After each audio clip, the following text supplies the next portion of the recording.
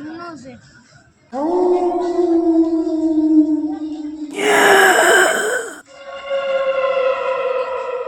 અરે ભાઈ આ વાત સાચી કે આને ભૂત થાય છે? હા સાચી વાત છે. કેમ આને શું થયું?